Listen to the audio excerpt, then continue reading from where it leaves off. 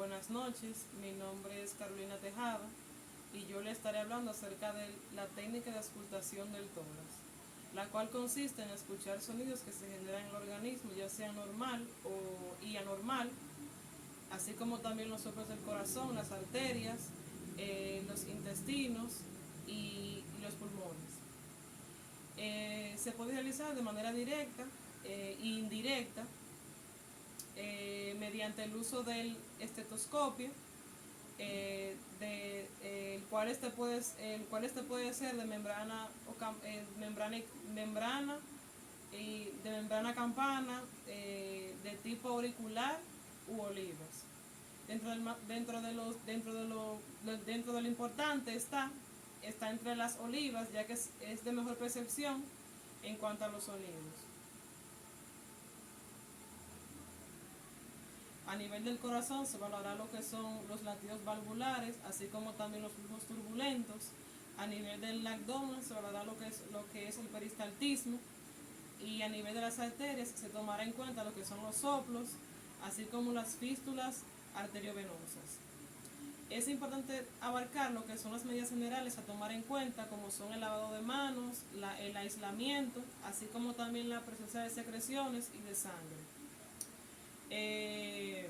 En cuanto a los ruidos normales, tenemos los agregados como son el ruido de la sibilancia, los roncos, así como también los frotes.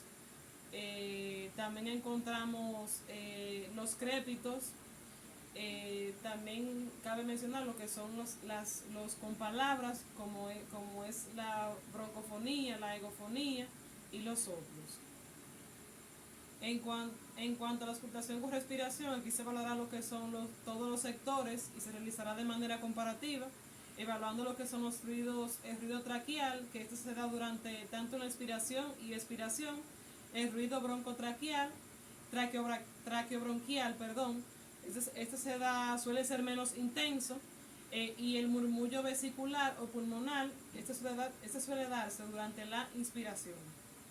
También se tomarán en cuenta lo que son los ruidos anormales, como son las crepitaciones, que esta consiste en lo que son, esta se da de menor intensidad, la cual no es continua y se debe a cuando hay obstrucción en las vías aéreas. También encontramos lo que son las sibilancias, que esta se presenta de alta frecuencia, esta suele ser continua y bueno, se conoce comúnmente como los silbidos. Y también tenemos lo que son los roncos, comúnmente conocidos como los ronquidos.